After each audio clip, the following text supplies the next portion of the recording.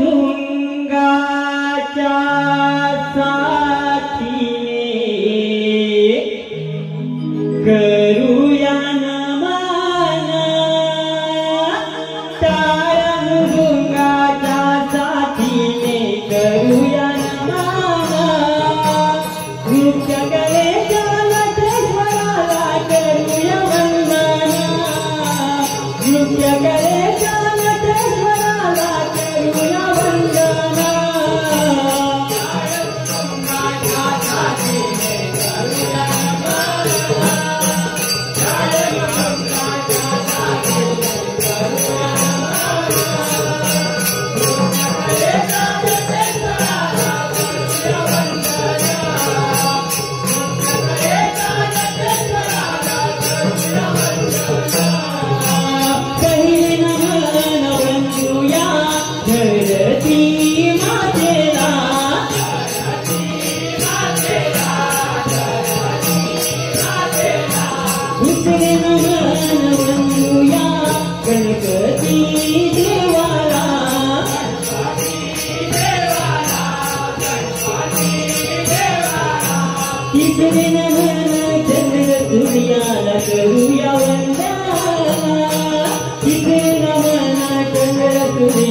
करूया वंदन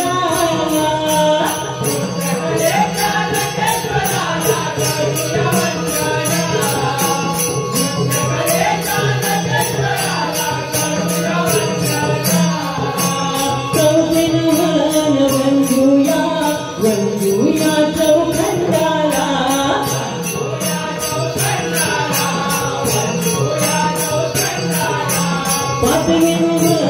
वंदूया पाठीला भगवाला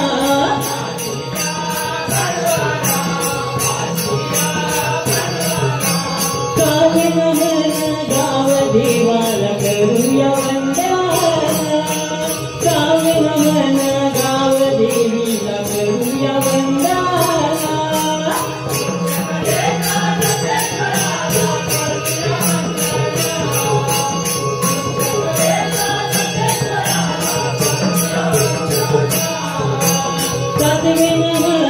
वंदूया सप्तया रुचिरा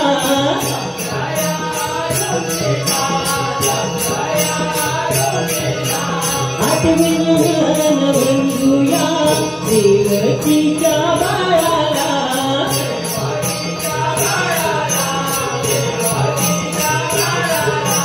नववे नवखंड पृथ्वीला करूया वंदन नववे नवखंड पृथ्वीला करूया वंदन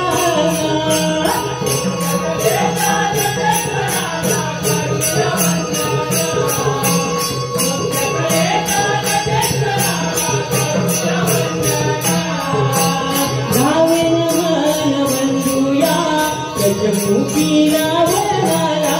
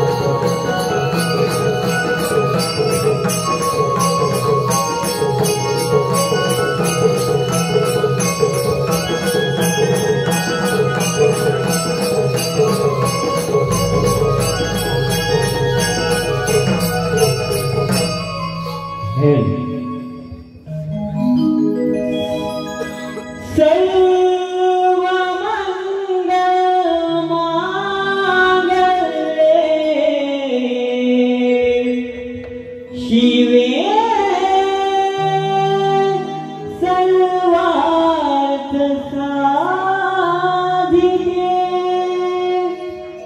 शरण्ये त्र्यंबके गौरी नारायणी नमोस्तुते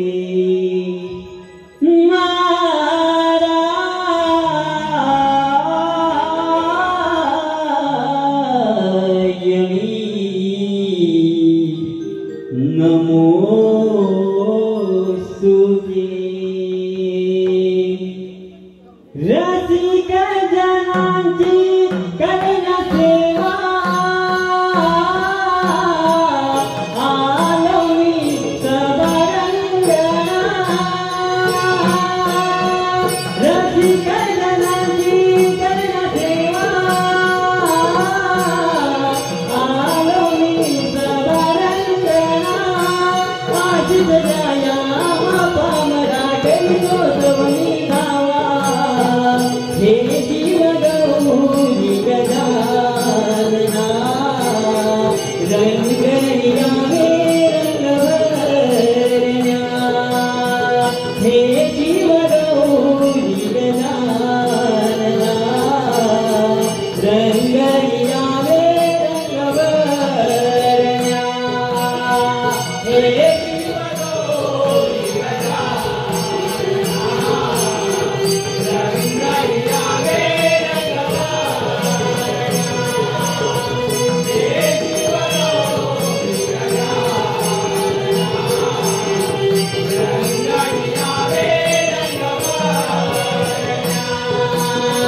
करमुडी गवच्या रवळनाथ देवा आई वाग जाई तुझा करीतो मी धावा आई वाग जाई तुझा करीतो मी धावा आई वाग जाई तुझा करीतो मी धावा कुलस्वामी भैरी भवानी आशीर्वाद तू देना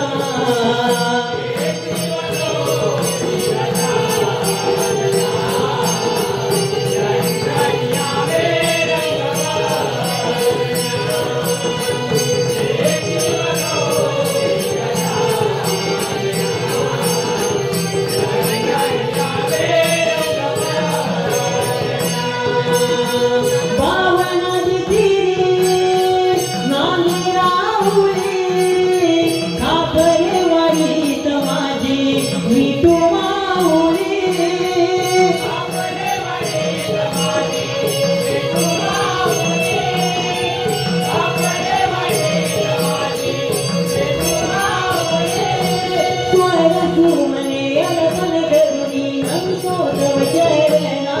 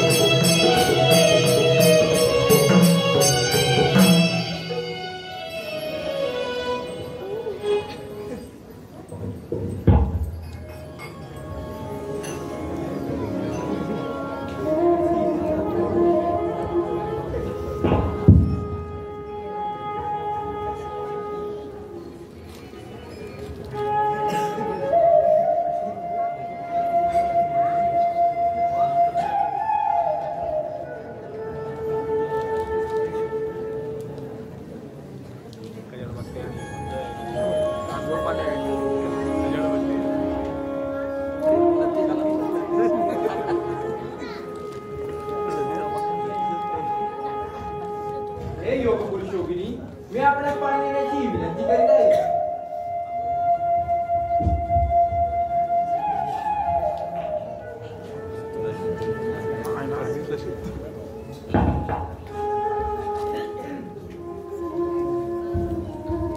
हे राजपुत्रा, माझे मन तुझ्यावर अनुरक्त झाले आहे. माझ्या या देहाला कामाग्नीने पुरते व्यापून टाकले आहे. तेव्हा तू माझ्याशी सहवास करून मला तृप्त कर. तू माझा चित्त करशील याची जर मला कल्पना असती तर मी आलोच नसतो. वाचन कवी हे थोर ऋषी आहेत, त्यांची योग्यता फार मोठी आहे. तू त्यांची पत्नी असून सुद्धा हावडा विचार करून पाहतेस, हे काही योग्य नाही. तुझ्या या मर्यादित वर्तनाने माझे मन तुझ्यावर असंत होणे कदापि शक्य नाही. मेरा तरी चालेल पण ते क्षणी थांबणार नाही.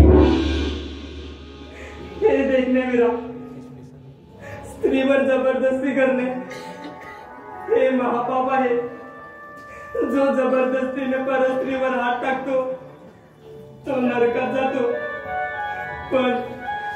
पण पुरुषावर अनुरुक्त झालेली स्त्री स्वइच्छेने त्याच्या स्वाधीन होत असेल तर कर्तव्य म्हणून तिची कामेच्या तृप्त करणे यात काहीच पाप नाही. माझ्यासारखी सुंदरी तुझी अपेक्षा करते, हा तुझा सन्मानच आहे. तू माझ्या भावनेचा अनादर करू नको. तू या विवेकाने नरकाचे साधन घेत आहे. एक वेळ समुद्र तोडा पडेल पण माझे मन या नकारात कधीच भ्रम होणार नाही. दृष्टा, तू माझी आवडणं केलीस, तू मला धिक्कारलेस. पण आता तुलाही या लोकांची उपेक्षा सहन करावी लागेल. तुझ्या सर्वांगावर गोष्ट उत्पन्न होतील. सुस्वागतम स्वागतम सुस्वागतम. रंग देवता आणि माझे रसिक मायबाप, रंग देवता आणि माझे रसिक मायबाप यांना त्रिवार अभिवादन करून श्री विठ्ठल कापलेवाडे नमनवंदन करबुडे कापलेवाडे सविनय सहर्ष सादर करत आहोत. एक पौराणिक त्रिपुरासुराचा वध, त्रिपुरासुराचा वध, त्रिपुरासुराचा वध.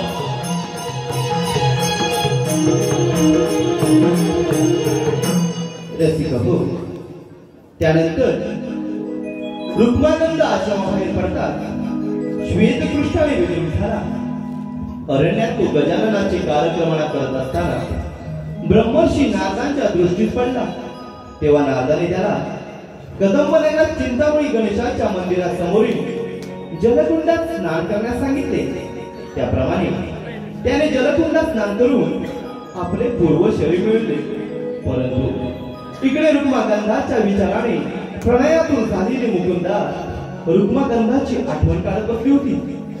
तिची मनोवस्था ओळखून इंद्रदेवाने रुक्मागंधाचे रूप घेऊन तिच्याशी सहवास करून इंद्रदेव अदृश्य झाला. त्यापासूनच त्यास एक पुत्र झाला.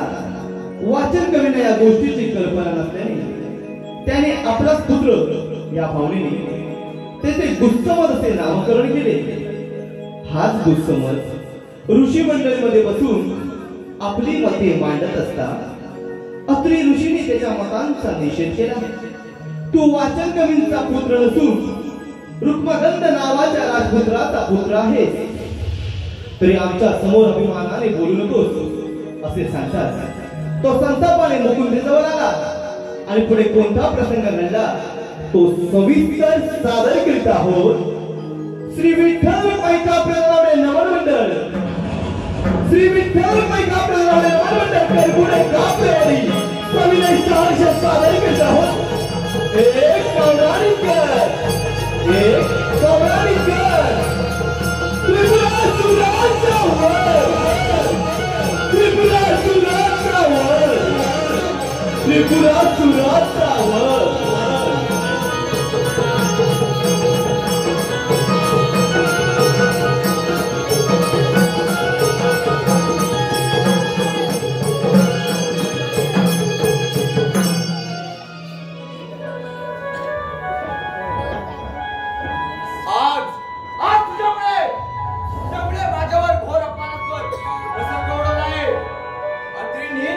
तुझ्या चारित्र्यावर संशय घेता.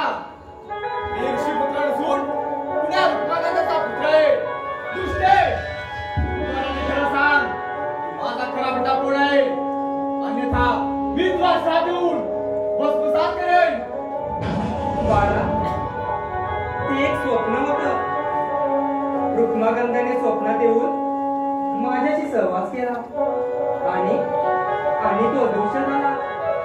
त्यापासूनच तुझा जन्म झाला. कोणी पदातून घाशीहून सहवास करून जातो त्या तू स्वप्नावतेस. आता विचार झाला. तू आपल्या चालक्याने माझ्या पित्याची फसवणूक केलीस. या पापाचे फळ तुला भोगावेच लागेल. मी तुला श्राप देतो. तू तुझ्या घरी बोर होशील. तुझ्या गावात पुष्कळ फळं येतील. कोणी प्राणी त्याला तोड लावणार नाही. मी कितीही पापी असले तरी तुझी माता तुला पूज्य झाली ना. तू माझ्या भावनेचा अनादर करून मला शाप दिला. पण तुझ्यासारखा पाषाण हृदय पुत्र जन्मास आला असता किती दुःख होते याचा अनुभव यावा म्हणून मी तुला शाप देते. त्रैलोक्याला बळी देणारा क्रूराच्या तुझ्या पोटी जन्माला तू वाचन कवीचा पुत्र नाहीस आणि ऋग्वेदाचा पुत्र नाहीस. तू वाचन कवीचा पुत्र नाहीस आणि ऋग्वेदाचा पुत्र नाहीस. तू देवराज इंद्राचा पुत्र आहेस. इंद्रपुत्र आहेस. इंद्रपुत्र आहेस.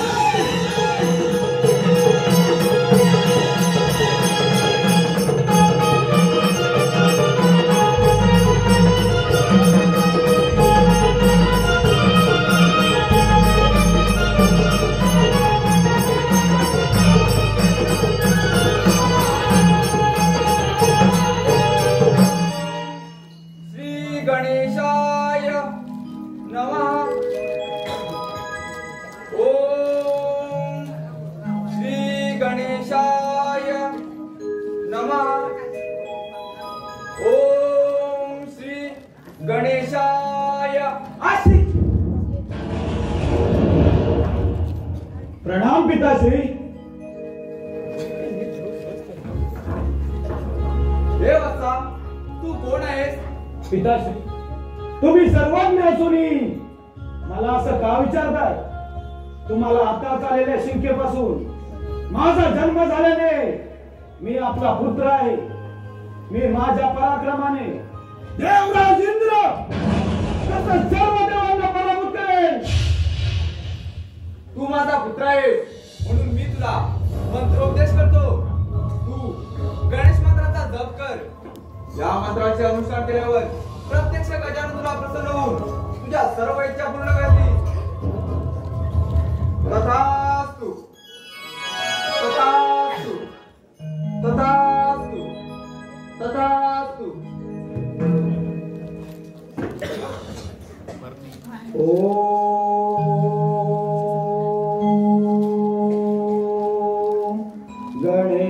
गणेशाय नमः.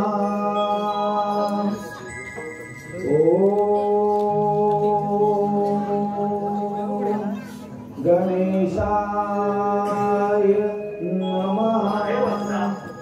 मी तुझी भक्ती पाहून तुझा प्रसन्न झाला तरी वरदान मागून घे. हे परमेश्वरा, हे गौरी पुत्र विनायका, आज मी तुमच्या दर्शनाने धन्य झालो. तुम्ही खरोखरच महासमर्थ आणि सर्व शक्तिमान आहात. तुम्हाला माझा दंडवत प्रणाम. प्रभू, या चराचर सृष्टी सहित संपूर्ण ब्रह्मांडावर माझे प्रभुत्व राहील. दानव मानव या कोणाकडूनही मला मृत्यू येणार नाही. इंद्र, यम, वरुण, कुबेर या सर्वांनी माझी सेवा करावी आणि अगदी तुमच्या कृपेने माझा उद्धार व्हावा अशी माझी इच्छा आहे. वत्सा, एक लोखंडाचे, एक सोन्याचे व एक रुपयाचे अशी 3 पुढे तुला प्राप्त होती. त्यामुळे तू सर्वांना अजिंक्य होशील. एका शंकरा वाचून तुझा कोणीही पराभव करू शकणार नाही. या 3 पुरांमुळे तू त्रिपुर या नावाने विख्यात होती. तुझ्या अंतःसमयी भगवान शंकर ही 3 पुरे नष्ट करतील. शिवाकडून मरण आल्यावर तू मुक्त होशील. तथास्तु. तथास्तु. तथास्तु.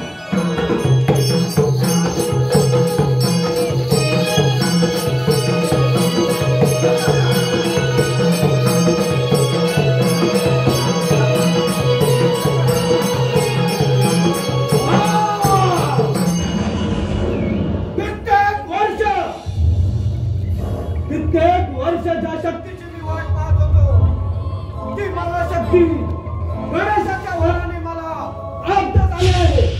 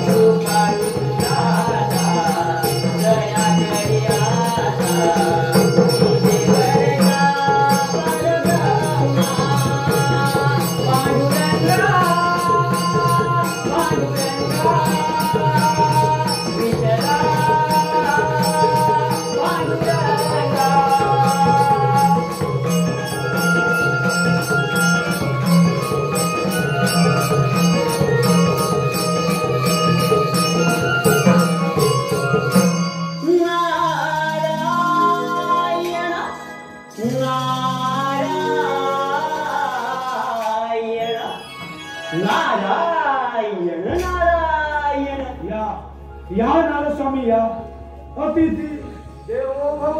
नारायण नारायण. अरे त्रिपुरा अर्थात आनंदी दिसत आहे. नारस्वामी आज मी माझ्या भक्तीनं शक्ती मिळवणार. शक्ती. नारायण नारायण. काय शक्ती मिळवली? अरे पण ती कशी काय? नारस्वामी मी माझा जन्म झाल्यापासून गणेशाची हजारो वर्षे तपश्चर्या केली. तेव्हा गजानन मला प्रसन्नही झाले आणि त्याने मला 3 पुरे प्राप्त होण्याचं वरदान सुद्धा दिलंय. पण हे बघा तुम्ही मात्र कोणालाही हे सांगू नका. नारायण नारायण. छे मी कशाला सांगतोय? आता तू असं कर. देव आपापल्या नगरी आरामात सुद्धा भोगत आहे. त्यांच्यावर दहशत निर्माण कर तरच तुझे तू मला ब्रह्मज्ञान शिकवू नको. काय करायचं आणि काय नाही हे माझं मला चांगलं कळतं. तुझ्या त्या सर्व देवांना पराभूत करून या त्रैलोक्याचा राज होण्याचं माझं स्वप्न आहे आणि ते मी साध्य करणार.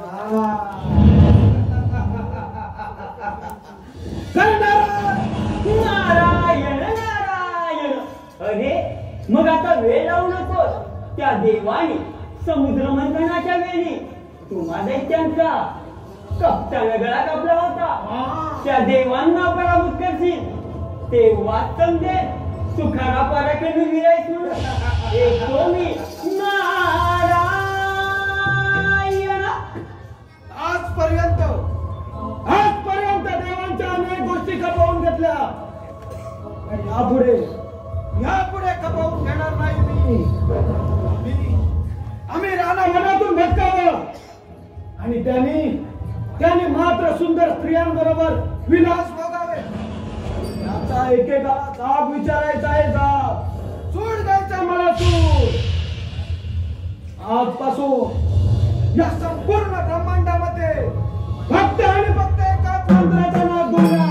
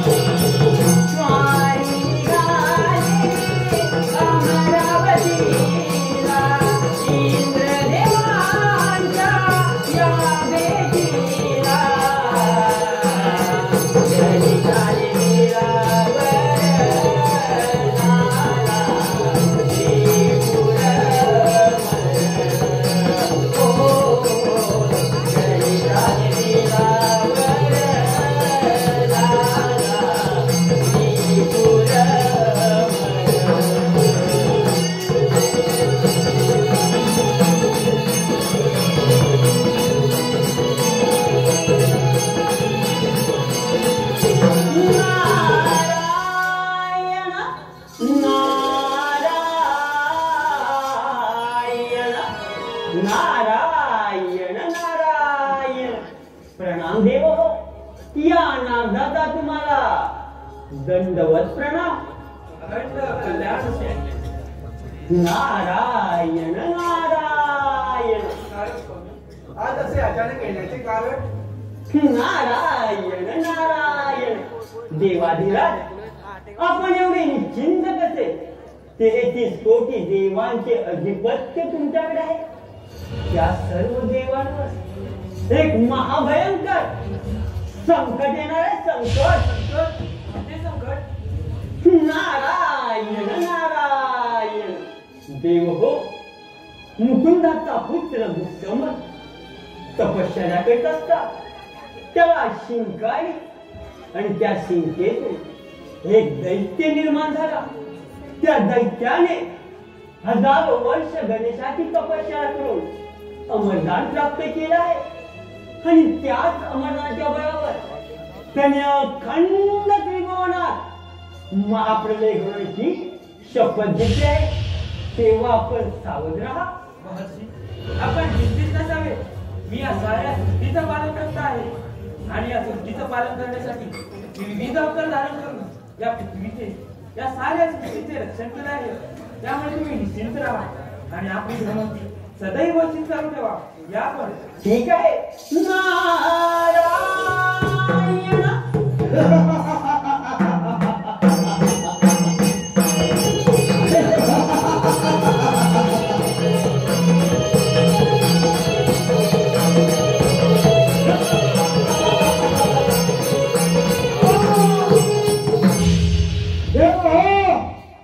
गणेशाकडून अमरधाम प्राप्त करून आज तुमच्यावर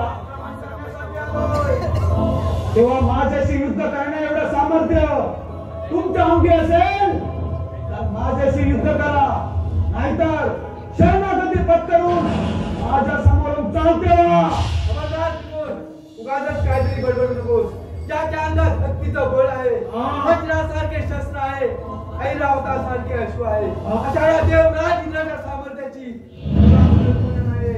अरे तुला फक्त 3 सुरेश प्राप्त झाले, म्हणजे 14 रत्नांचं सामर्थ्य आहे. आणि माझ्याशी युद्ध करण्याचा प्रयत्न केलास तर तुझा पराभव निश्चित आहे. देवेंद्र, अरे गणेशाच्या वरल्यावर चाललोय. माझा पराभव तर कोणीच करू शकत नाही. अरे त्रिपुरा, तू जरी अमर असलास तरी सर्वश्रेष्ठ नव्हे. सर्वश्रेष्ठ आहेत ते आम्ही देवगण, तुम्ही दैत्य नव्हे. विदैत्य काय? मग माझी सत्ता इथे जाणार. या त्रैलोक्यात सर्वश्रेष्ठ बद्धा बुद्धवत पुत्र त्रिपुराच होणार. आज तुम्हा सर्व देवांचा गर्व नाश करून या त्रैलोक्याचा सर्वनाश होणारा बुद्धवत पुत्र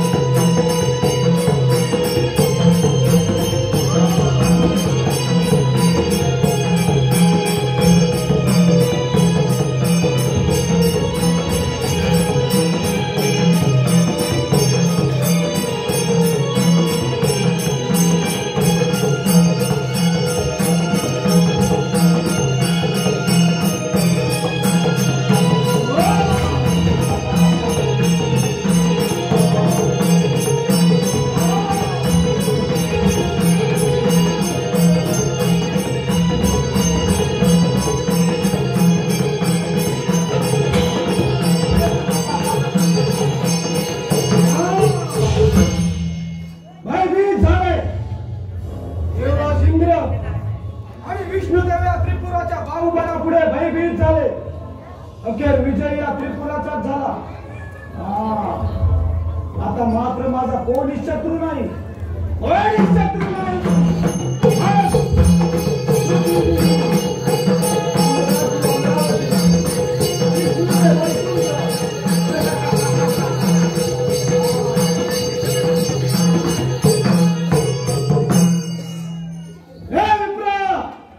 या त्रिपुराच्या समोर राजरोषपणे वावरणारा कोण आहेस तू?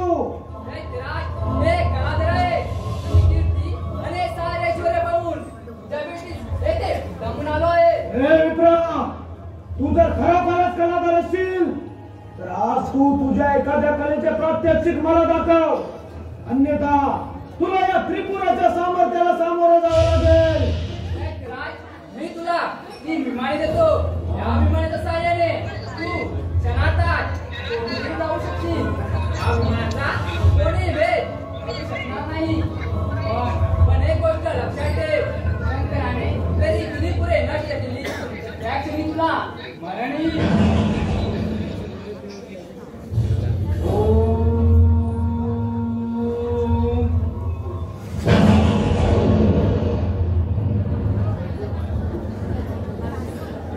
हे विप्रश्रेष्ठा, तू खरोखरच गुणवान आहेस.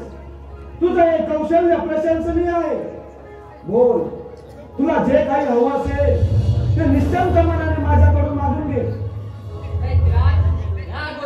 मी मंदार पर्वतावर गेलो होतो. तेथे चिंतामणी गणेशाची मनोहर मूर्ती पाहिली. ही मूर्ती माझ्या पाशात आली अशी माझी इच्छा आहे. त्यामुळे तुला मला काय द्यायचे असेल तर चिंतामणी गणेशाची मूर्ती आणून दे. बस एवढंच ना? हे विप्रश्रेष्ठा, तुम्ही निश्चिंत राहा. मी त्वरित मंदार पर्वतावर आक्रमण करतो. चिंतामणी गणेशाची मूर्ती मंदार पर्वतावर शंकराकडेच असणार. तेव्हा तुम्ही निश्चिंत राहा. मी त्या मंदार पर्वतावर भोलेनाथांकडे चिंतामणी गणेशाच्या मूर्तीची मागणी करतो. जर त्याने मूर्ती देण्यास नकार दिला तर ती मूर्ती युद्ध करून मिळवण्याला सामर्थ्य या त्रिपुराच्या अंगी आहे. तुम्ही निश्चिंत राहा. मी त्वरित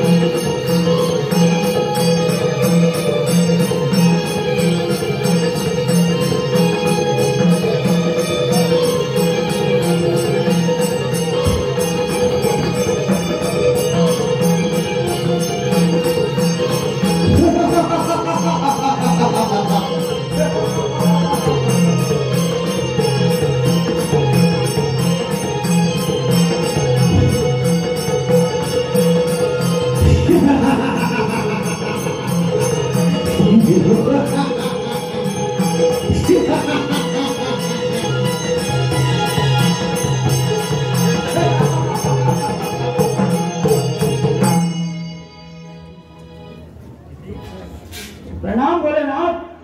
या त्रिपुराचा तुम्हाला दंडवत प्रणाम. हे दैत्यराजे, या मंदार पर्वतावर तुझे स्वागत आहे. भोलेनाथ, तुमच्याजवळ असलेली चिंतामणी गणेशाची मूर्ती तुम्ही माझ्या स्वाधीन करून तुम्ही इथून दुसरीकडे प्रस्थान करावं अशी माझी इच्छा आहे. दैत्यराज, ही चिंतामणी गणेशाची मूर्ती सर्वश्रेष्ठ आहे आणि याची विश्वामध्ये गणना केली जाते. त्यापुढे तू दैत्यगुणांनी निघून जा आणि सुखी समाधाने राज्य कर अशी मी तुला विनंती करत आहे. भोलेनाथ, हे अशक्य आहे. हा गुप्तसमय पुत्र त्रिपुर गणेशाच्या वराने अमर आहे.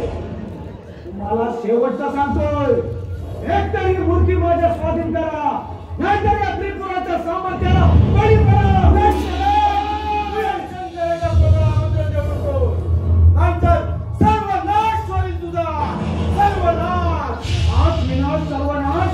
भोलेनाथ, अरे माझा विनाश करणे एवढं सामर्थ्य तूच काय कोणाच्याही अंगी नाही. दैत्यराज, अखंड मृत्यू बसाल. संपूर्ण ब्रह्मांड हे शंकराच्या पुत्राच्या आहे. जर काही नेत्र उघडले तर क्षणात करून भस्म होईल तुझा.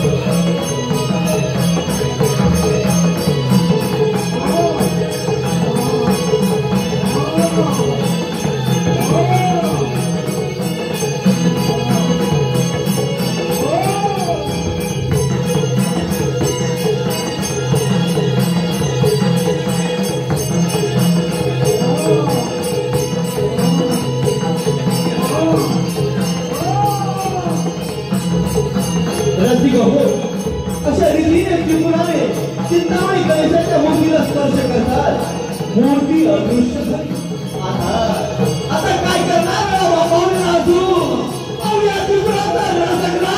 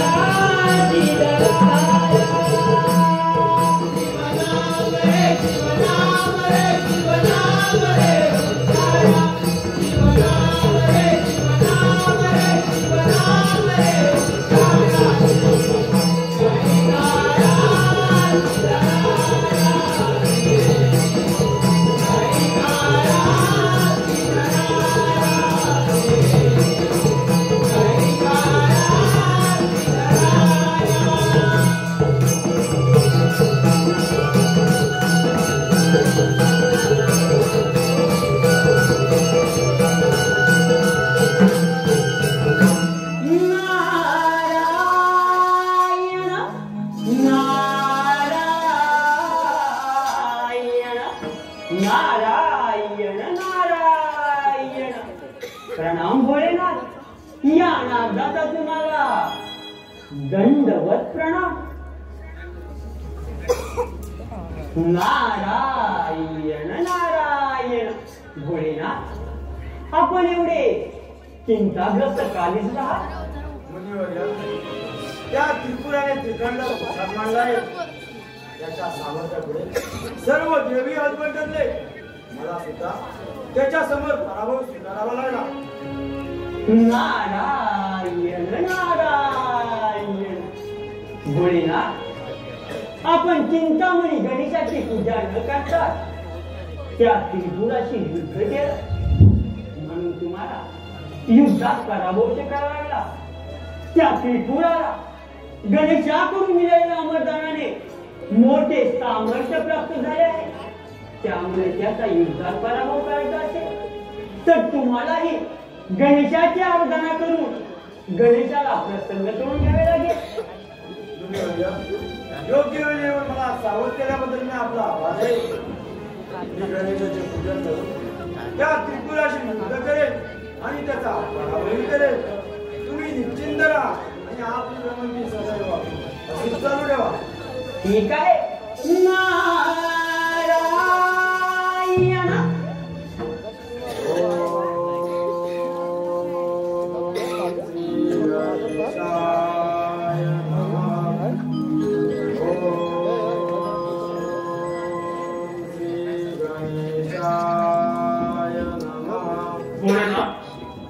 तुमची भक्ती पाहून प्रसन्न झालो. हे गजानना, तुम्ही दिलेल्या वरामुळे त्रिपुरासूर फारच उन्नत झालाय. त्यामुळे यावर तुम्हीच काहीतरी मार्ग सुचवा. भोलेनाथ, मी त्रिपुराला वरदान दिलं हे जरी सत्य असलं तरी त्यावेळी तुझा महादेवाकडून दुसरी येईल असंही सांगितलं. त्यामुळे महादेवा युद्ध प्रसंगी माझ्या भीष्मंत्राने अभिमंत्रित केलेलं शस्त्र तर त्रिपुराच्या 3 कुळांवर सोडा. ती तिन्ही कुळे एकाच वेळी नष्ट करण्याचा हा एक मात्र उपाय आहे. ठीक आहे गजानना.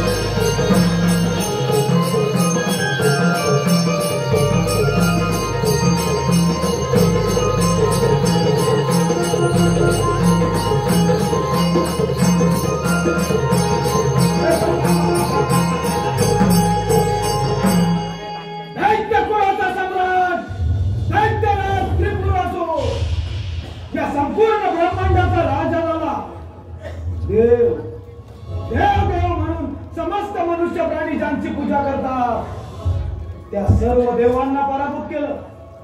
पृथ्वी जिंकली, इंद्राची अमरावती, विष्णूचे वैकुंठ, ब्रह्मदेवाचा सत्यलोक आणि शंकराचा कैलास ही माझ्या ताब्यात आहे.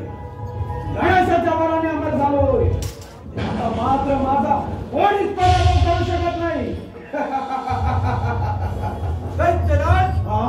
तू जरी गणेशाच्या वराने अमर असला तरी सर्वश्रेष्ठ नव्हे, सर्वश्रेष्ठ आहोत ते आम्ही देवगार, तुम्ही दैत्य नव्हे. मी दैत्य काय? माझी सत्ता इथं चालणार. या त्रैलोक्यात सर्वश्रेष्ठ बद्धा उत्समत पुत्र त्रिपुर होणार.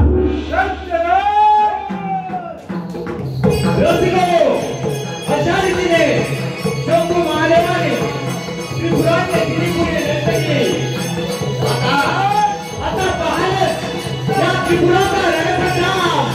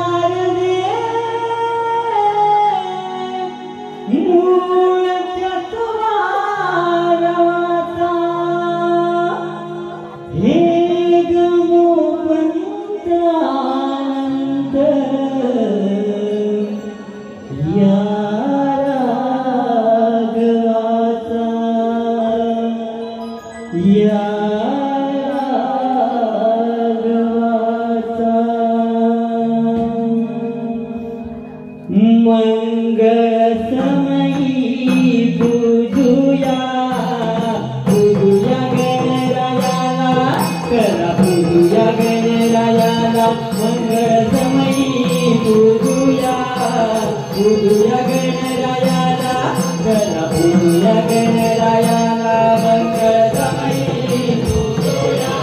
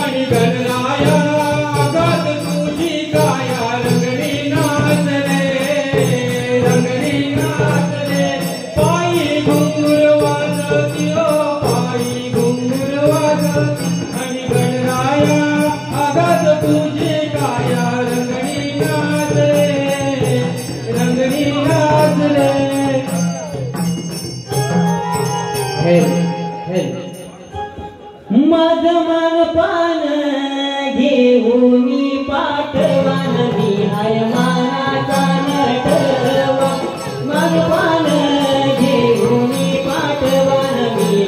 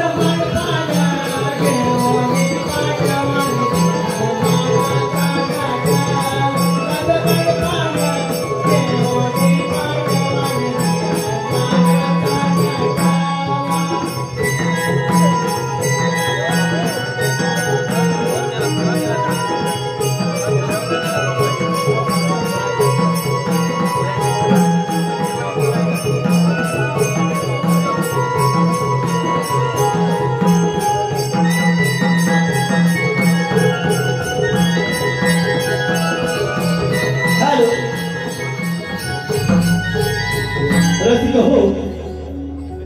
जशी आतापर्यंत आम्हा कलावंतांच्या कलेला मोलाची साथ दिली, सहकार्य केलं, तसंच संपूर्ण शेवटपर्यंत सहकार्य कराल अशी आशा बाळगून श्री विठ्ठल रुक्माई कापडे नावाने नवरमंडळ करपडे कापडे आणि सविनय सहर्ष सादर करीत आहोत राधाकृष्णाच्या लयबद्ध प्रेमाची, राधाकृष्णाच्या लयबद्ध प्रेमाची, पेंद्या सुदामा बोबड्या मावशीच्या हास्याची, पेंद्या सुदामा बोबड्या मावशीच्या हास्याची, ओंकार कापडे लिखित, राजू कापडे दिग्दर्शित, शाहीर नितीन कापडे यांच्या सुमधुर संगीतातून साकारलेली, शाहीर नितीन कापडे यांच्या सुमधुर संगीतातून साकारलेली शृंगारिक नटखट गवळण, गवळण, गवळण, शृंगारिक नटखट गवळण, गवळण, गवळण सादर करतोय गवळण.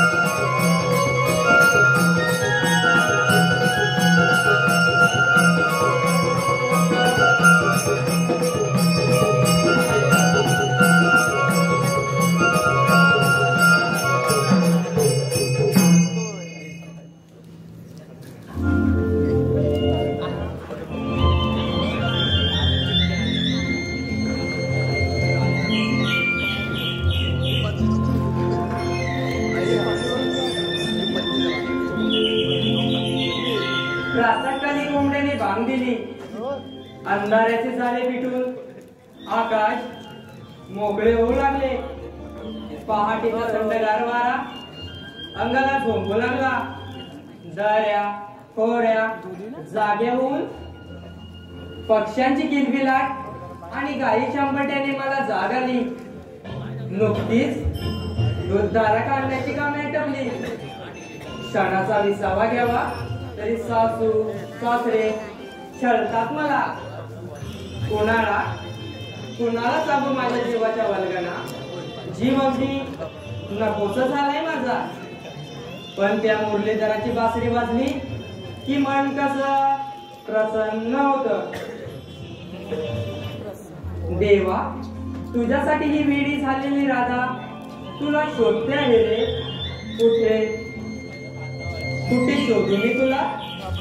तुझ्या या रूपानं अंधाऱ्या जगाचा प्रकाश नष्ट होतो. आज अगदी ठरवलं आहे मनाशी कृष्णाशी बोलायचं नाही.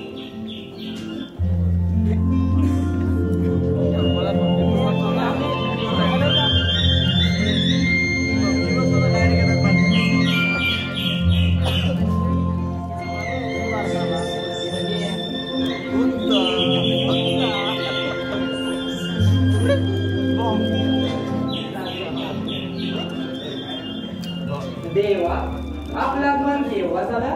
राधे, जगात जळीस्थळी काष्ठ आणि पाषाणी मी सर्वत्र भरलेला आहे. ज्या नजरेने तू मला पाहशील त्या नजरेने मी तुला पाहणार आहे राधे. देवा, आज मी या नदी किनारी पाण्याला आले आणि तुमची माझी गाठ झाली. आता मी घरी जाते, नाहीतर सासू सासरे रागवतील माझ्यावर. येते मी. नाही राधे, आज छानचं गाणं म्हटल्याशिवाय मी तुला इथून जाऊन घेणार नाही. काना सोडणार माझा पदर? नाही राधे, आज छानचं गाणं म्हटल्याशिवाय मी तुझा पदर सोडणार नाही. काना सोडणार पदर? सोडना हरी जाऊ दे घरी भेटेन तुला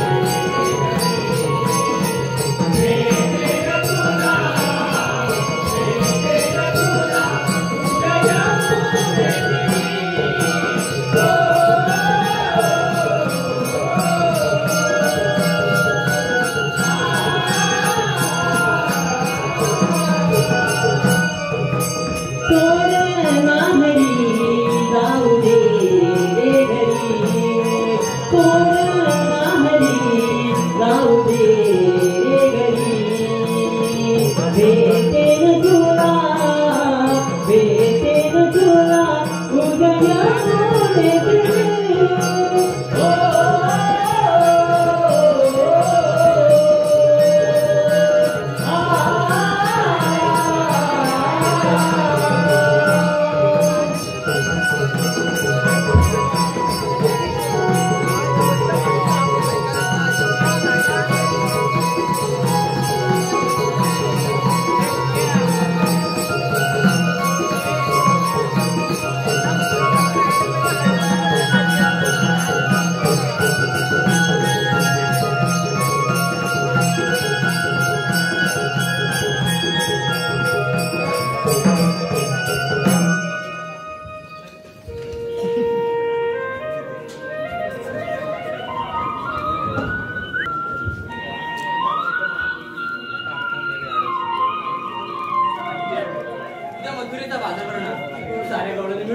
मथुरेच्या बाजाराला ना त्यांना अटक केली पाहिजे.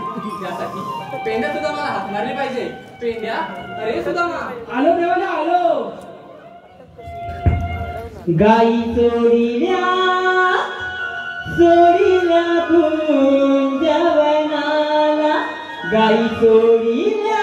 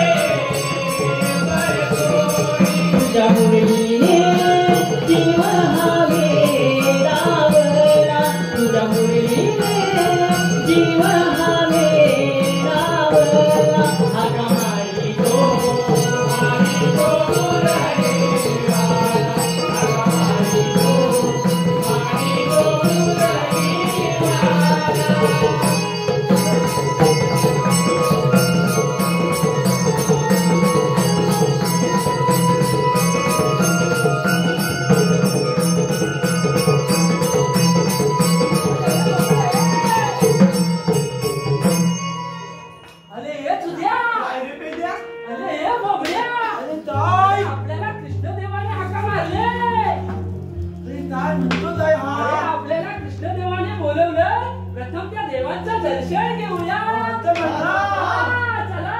देवांच्या चरणी साष्टांग.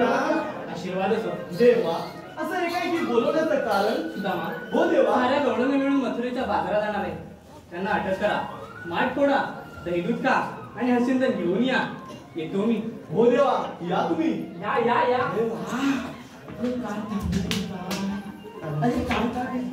ए बेद्या, काय रे सुद्या? आता काय तू पण चाललास की काय अरे त्याच्यावर? नाही नाही नाही. अरे पण मी काय म्हणतो, काय बरं? देवाने आपल्याला कामगिरी सांगितली. बरोबर. नीट ऐकलीत काय? अरे नीट ऐकली, पण या बोबड्याने ऐकली का ते विचार? काय रे बोबड्या? बघ काय? बघ, सांगितलं होतं ना तुला? अरे देव एवढं सांगून गेले. हा. तेव्हा तुझ्या कान काय बाबूला गेला होता? सांगून नाही गेला होता? नाही ते काय? अरे, सोळा शस्त्र गवळींचा मेळा. अरे पण तशी, अरे मेला कसा नव्हे?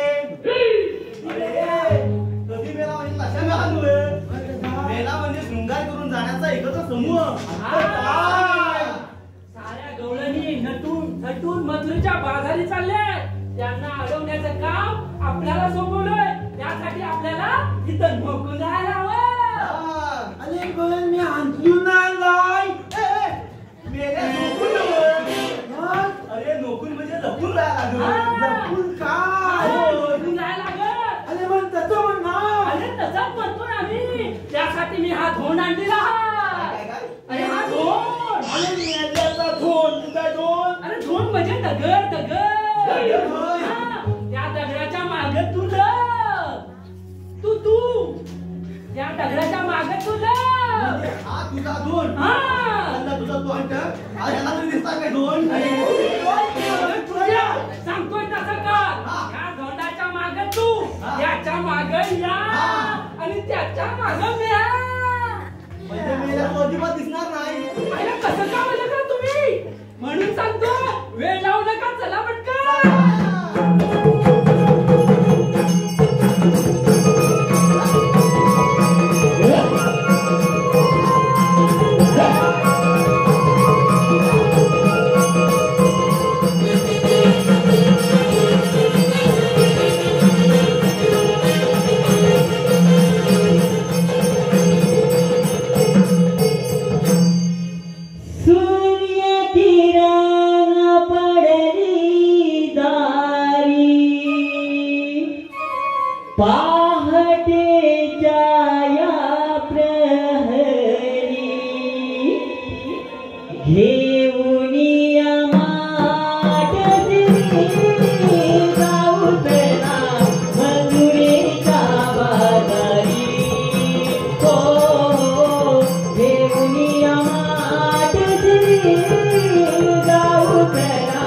मथुरेच्या बाजारी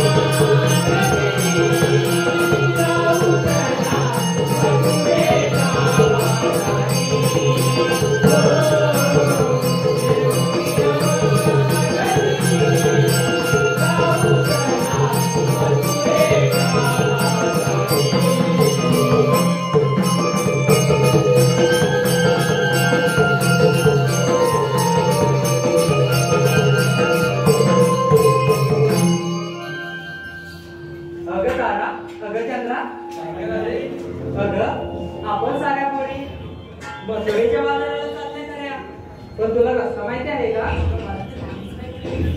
अगं चंद्रा, तुला तरी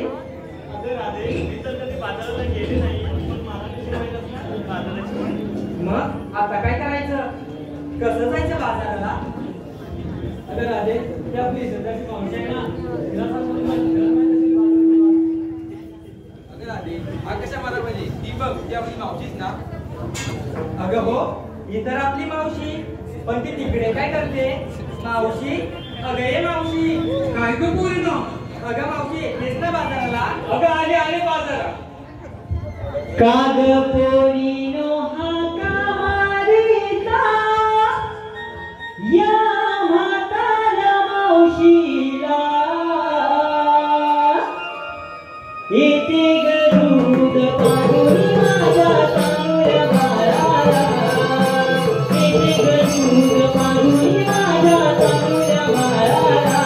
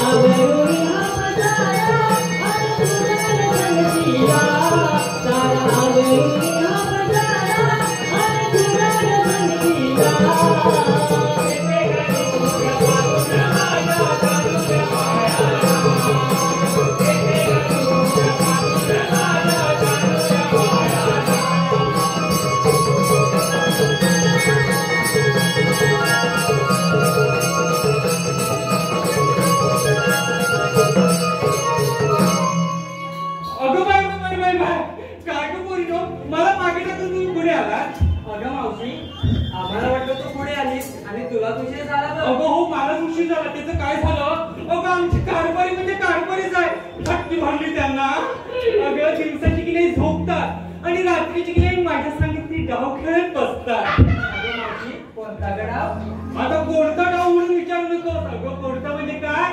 पत्त्याचा डाव. कोटावर कोट पेंडी कोट. अगं पत्त्याचा डाव खेळून सकाळी उठायचं म्हटलं तर जाम कन्सेप्ट. त्यात पहाटेची स्वप्न. अगं आज सकाळी ती शेवंती नाही ना, तिनं कमालच केली. अगं मावशी, शेवंतानं असं केलं तरी काय? अगं आमच्या शेताची शेवंता फट्टी भरली, आडवा आला बोका म्हणून तिनं फेकला वर घंटा. आमच्या शेताची शेवंता तिनं फेकला वर घंटा. अगं त्यामुळे माझ्या दाराची फळी तुटली आणि बंटीची गोटी तुटली. अगं त्यामुळे तर मी अटकली. कसा तरी गप्प करून इकडे सटकली. पण तुम्ही माझ्या नावाने कावर हाका मारत होता? अगं मावशी, आम्ही साऱ्या पोरी मथुरेच्या बाजाराला चालले आहोत. अगं मग जायचं की बाजार अळलं कुठे?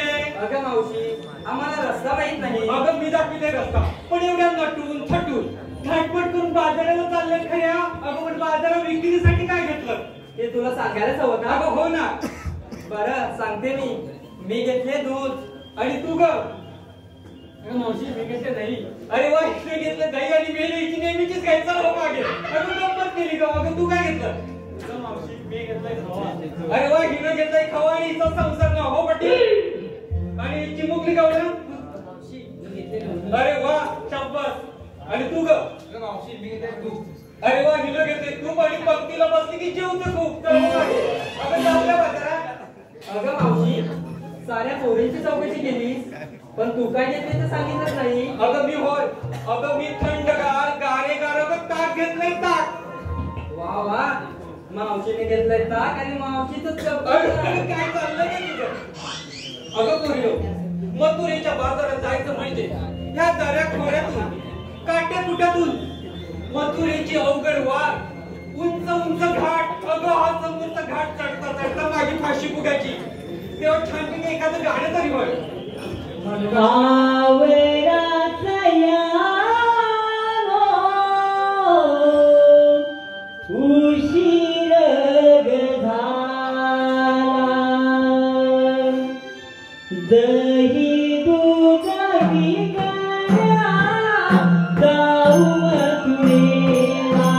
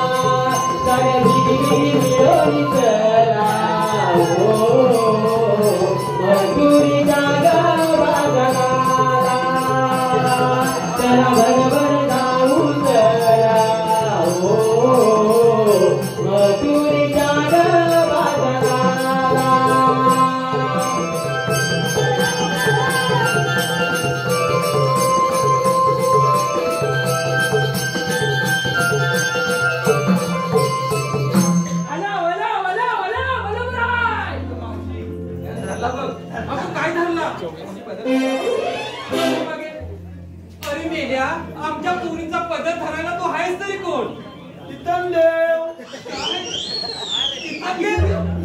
अरे हा म्हणतो काय? पण काय हो किसन देवा, तुमचा पावा कुठे आहे? मेले वाताले दोन कुठलं दूध आहे? खाली वापरून बघ. बरोबर बघते.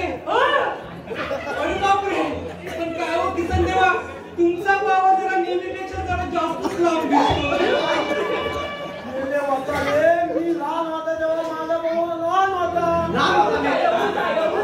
वाताला लो. तेव्हा माझा भावाला बरोबर असू दे तुमचा मोठा पावा, पण या तुमच्या पाव्याला घोल कुठे आहे? मेले वाताले, तुझ्या पोरांचं काय खाली वापरून बघ. एकच पोर आहे. बरोबर बघते. अय्या, खरंच की एकच होऊन आहे. पण किसन देवा, तुमची पितांबरी पांढरी कशी हो?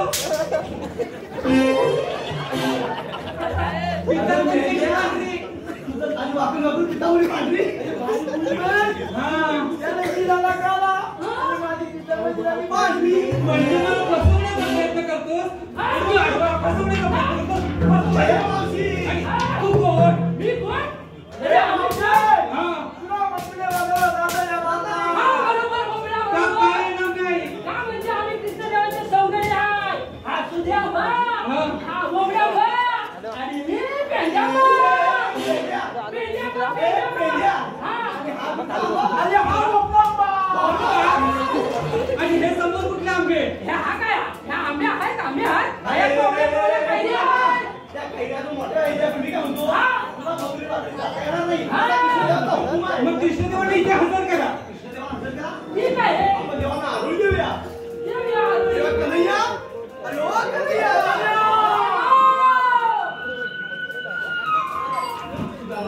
हो देवा. दिलेली कामगिरी पार पाडली की नाही? देवा. चला मग घरी. सांगितल्याप्रमाणे आम्ही गौरवणी आणण्याचा प्रयत्न केला, पण गौरवणी पुढे चालले आहे. ठीक आहे, मी जाऊन त्या गवळणीचा समाचार घेतो. आणि दुसऱ्या जाऊन आनंदाने गाई राखा. ठीक आहे, देवानो. येतो आम्ही. येतो आम्ही देवांच्या चरणी. हो हो, चला चला चला चला. थांब ना रे, चाललेस कुठे? देवा, मथुरे बाजाराला चालले. यावेळी मथुरे बाजाराला जाता येणार नाही. का? गोकुळात इथून गोकुळातच राहिले पाहिजे. आपण कोण? भगवान श्रीकृष्ण म्हणतात मला. मग तुमच्या जन्माच्या पुढे सांगा. ऐक तर, एक राम एकच श्याम हो झाले अवतार अनेक राम जन्मजन्मी असाया केला नाना खरा राधे सांगी तो विठुला माझ्या जन्माच्या लीला राधे सांगी तो विठुला माझ्या जन्माच्या लीला राधे सांगी तो विठुला माझ्या जन्माच्या लीला राधे सांगी तो विठुला माझ्या जन्माच्या लीला अवतार बनिला मातम धरिला संत गुरवाच्या मी मारिला अवतार करा तुमनी धरिला मंत्रात मी उगता घरिला तिसरा अवतार वराहगमात रागी बिग प्रीती दिलाग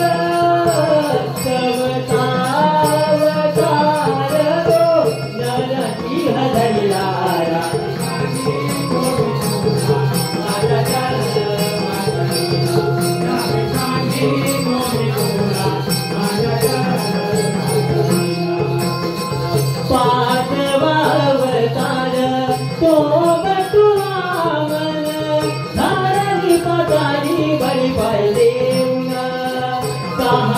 सहावावतार परशुराम होऊन क्षत्रियांचा केला गर्भधारण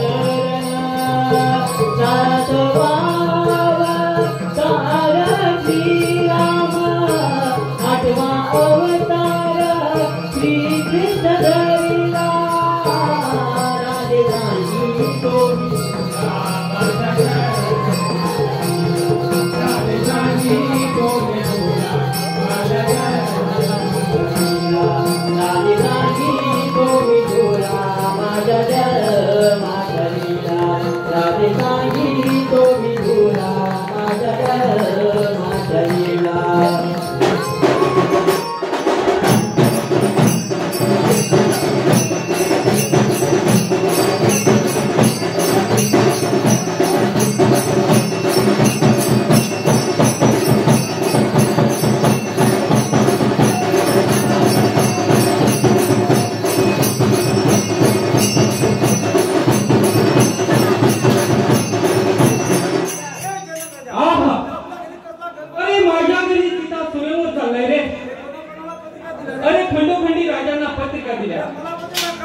अरे लंकाधिपती तुला पत्रिका कोणापाशी देऊ?